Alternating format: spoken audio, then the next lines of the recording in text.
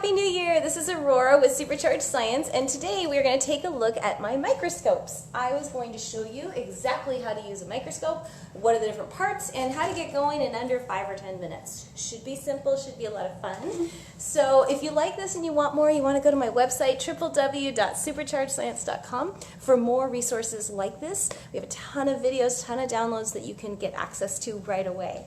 Okay, so here we go. How do you use a microscope?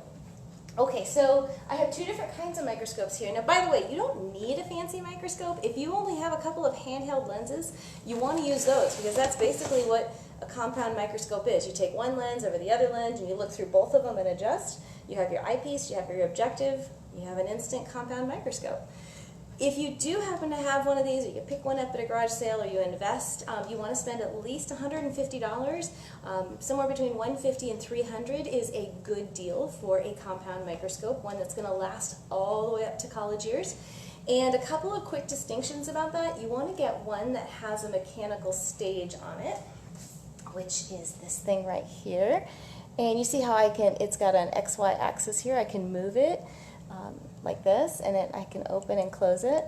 Another feature that's great, especially when the kids are younger, is that you can kick it back. You can see here, I can actually make it lower for my little scientists to look through, and as they grow, it can be taller. So that's something else to look for when you buy one for kids. You want one with at least 3. These are this revolving nose piece thing here. This is objective lenses, and so you want at least 3. Typically, they're 4. You'll see a number 4 on one of them, and then you'll see a 10, and then you'll see a 40. Some of them will have a 4th one. You don't typically use it. It's an oil immersion lens. You need to have a drop of oil. It's messy. It's sticky. Don't need that unless they're in high school, then they might get into that, because weird stuff happens when you start to look, when you get a super zoomed in image. But those 3 objectives are great. Typically on the top you'll have about a 10x.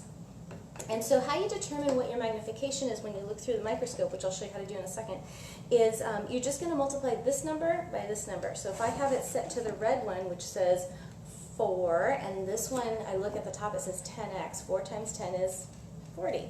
So whatever is if I put something here and I look down, now I'm viewing it at 40x. It's pretty easy.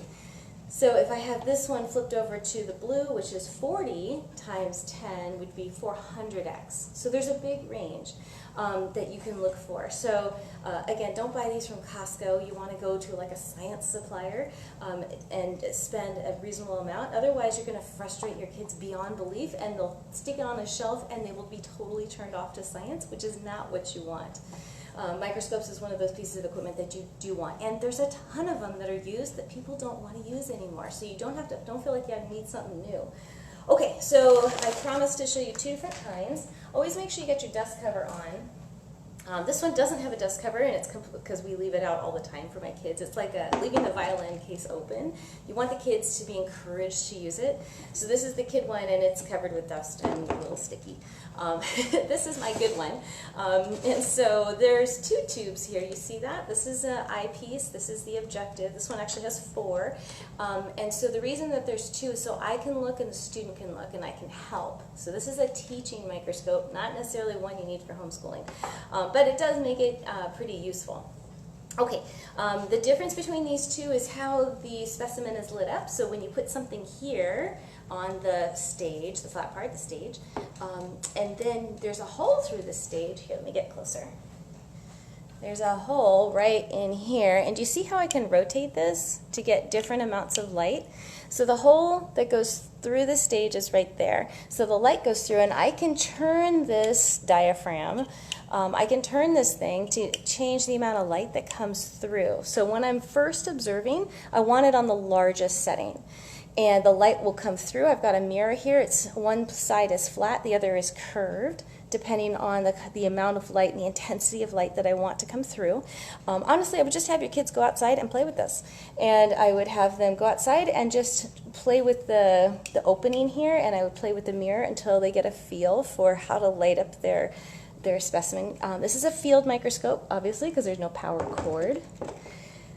But for the most part, I like to use ones that have a power cord, and this is way back before LED lights that I bought this one. So this is a fluorescent lamp that's down here. I've got to plug it in.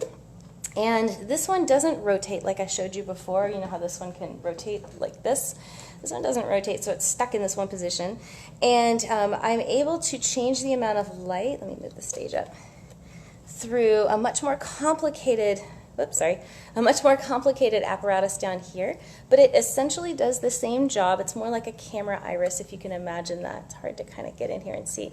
But I can change the size of the opening just by turning this and kind of moving different things around to get the right amount of light so the most contrast will show up so I can see what I want to see. Okay, so once you've got your microscope, and one's not better than the other, it's just how you want to use it, right? Okay, now by the way, if you just joined us, my name's Aurora, Supercharged Science. We are doing how to use a microscope, and we're going to go on a little tour of the microscope, and I'm going to show you how you can start looking at stuff like right away. A couple of pieces of equipment. Okay, this is one of those impulse buys that is probably one of the most used. It's called a portabug. It comes in this little sack, and it's an inflatable tent. So I send my kids outside or near the windowsills, and they put whatever they want to look at in here, and it zips shut so whatever critters they picked up doesn't find its way into the couch. So it's a portable like tent for bugs. You can use anything, but this is a great one to use. Also a resource guide. Go to your library and try out a few before you buy them. The one I've got here is the complete, hi, oh, you're right there. Come on, here. My kids are just waking up. They might wander in here and you might want to say hi. And so resource guides, I've got the Ultimate Microscope Guide book here, and I've also got a Micro Lifebot guide, because sometimes, you know, it's like, what am I looking at? And there's billions of answers to that question. So it's nice to be able to have something that kids can look at and just get an idea of what they're looking at. Other quick things you'll need include slides. And you don't need anything fancy, just typical slides. You can get 10 for $1 usually, microscope slides. And don't forget cover slips, which are super thin, easy to break, that go on top to kind of flatten out your image. So first thing you want to do when you look at a microscope, actually when you carry a microscope, you always want to use the two-handed technique. Whoops, let me move this in. So you'll want to carry it like this and not just swing it around, but you're also supporting the bottom of it, so you're carrying it, so because these things are heavy, right? And if they break, there's glass and it's messy. So that's the first thing you want to do. Okay, and then after you've done that, you notice there's two knobs. There's a big fat knob and a small knob, and they could be anywhere. Like on this one, they're down on the bottom, and they're the big fat one and the little teeny one in there. And then what you'll notice is that so the first thing you want to do is, so when you set this down, you're ready to go, you want the stage to be as low as possible. So you're going to, and the stage either moves or the nose piece. So this one, the nose piece, I'm going to move all the way up, just like that. And on this one, the stage actually moves, so I'm going to move the stage all the way down. Okay, and then I'm going to set it on the lowest power. So the lowest power for me is going to be the lowest number, which is red, okay, which is 4. Okay, so I've got the stage lowest, oh, and I've plugged it in and turned it on.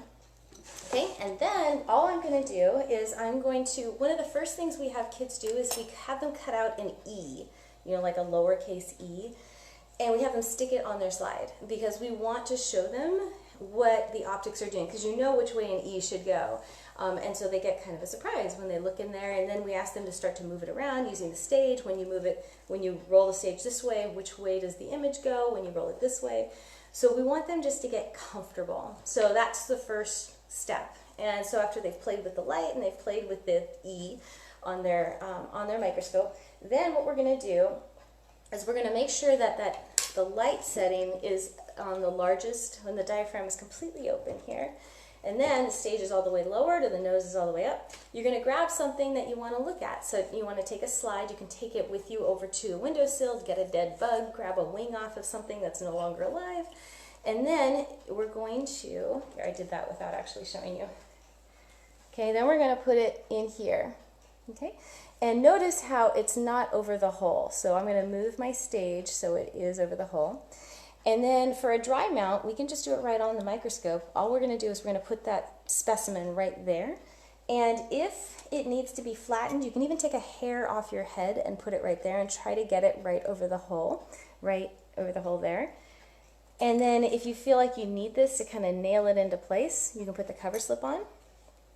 And then, this is the important part. Okay, so imagine we've plugged it in, it's like electric, so we don't have to worry about the light. And then what we're going to do is we're going to get to a comfortable position, and while I'm looking through this thing, that's when I adjust it. You don't want to adjust it while I'm sitting here talking to my friends, because it's easy for the stage to hit the objective, and it can crack the lens inside, or it can actually crack your slide, and now you've got glass everywhere. So you always want to look, and you want to bring the stage up to you, or the nose piece down, and you're looking, and then it'll suddenly just pop into focus. Yeah, like that. Okay, and if you're using a mirror, you kind of see it in focus, but it might be a little blurry, so you want to just move this little mirror part on the bottom until you've got the brightest spot, and you'll probably just see, again, like a fuzzy patch, but you should be able to tell bright and dim from this point.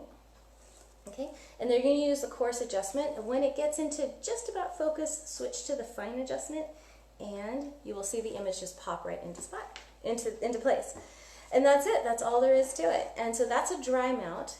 Most things, though, are not dry mount, are they? So if you have a dog, you can go get a little medicine dropper, or you can make a medicine dropper yourself out of a piece of out of a straw and hold the end, and just go get a sample and put one drop. You ever done that with like soda with the straw? And put one drop onto your slide, and then imagine you've done that. I'm going to show you how to do that. Okay, and then, oh, let me get a drop of water so I can show you. This is kind of a sneaky high school trick. So I'm just going to use regular water because I don't have a dog. I wish I had a dog, but I don't. Okay, so we're just going to get one little drop. And if you get more, just move it, kind of try again. You're going to get one teeny little drop. Okay, all right, that's like 2 drops. Okay, so that would actually be too much water. So let me absorb some of it.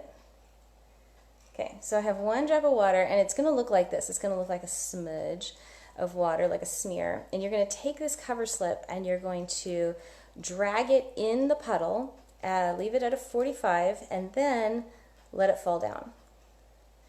And if you've done it right, most of the air bubbles have squished themselves out. Now, if you haven't, you can kind of tap it a little bit and kind of move it. And now we're going to put it in our mechanical stage. And so what we're going to do is we're going to open this up and stick it in. Again, notice how I'm no longer centered. So I'm going to center this over the hole, just like that.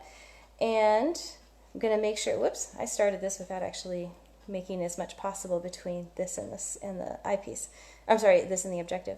Okay, and so now while I'm looking at this through the eyepiece, I'm going to go ahead and look, bring the stage up, and take a look at my sample.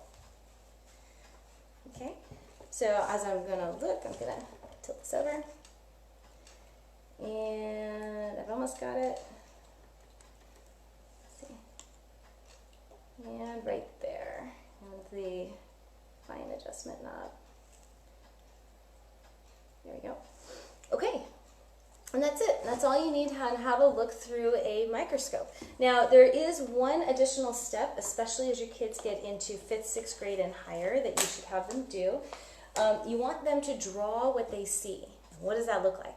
There's only 4 steps, and it's super simple, so jot this down if you need to. By the way, if you just joined me, my name's Aurora with Supercharged Science. We're doing hands-on science for kids, and again, we're doing compound microscopes, as you can tell.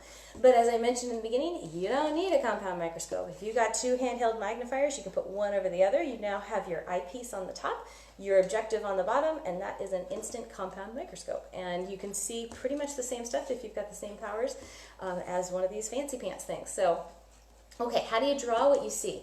There are 4 things. The first one is actually, I'll take a sheet of paper and I'll draw a whole bunch of circles. And they don't have to be perfect, but I'll draw a bunch of circles. If you've got a perfectionist kid, a masking tape is actually a really good size. You'll get 6 good ones on a sheet of paper, like the inner ring of a roll of masking tape. Anyway, so I'll put a bunch of circles, and then I don't have to draw circles while I'm like at the eyepiece. And then the next step, so the first step is draw a border. The second step is a title. What are we looking at? You know, is it paramecium? Is it boogers from your goat? What is it? That goes on the title. Short and sweet, just so we know. The third thing you want to do is you want to put the magnification power, and I put that usually at the bottom. So the title will go at the top, circle, and then I'll put like 100x or whatever it is. And remember, magnification, you multiply the eyepiece by the objective, the numbers. So I've got 10, and suppose I've got this one 10, and now I've got 10 times 10 is 100, so I've got 100x.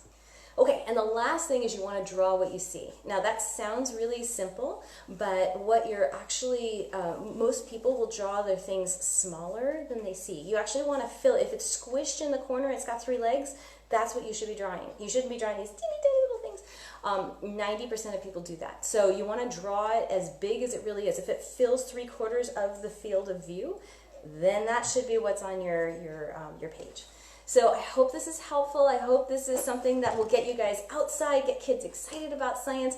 Again, if you're looking to buy one, don't buy one from really inexpensive places, Walmart, Costco, or Target, or places like that. You will frustrate your kids beyond belief. The optics are terrible. The kids won't be able to focus. Pieces will break off. We've seen it time and time again. So you want to invest in a scientific piece of equipment. Honestly, the best way is to buy them used.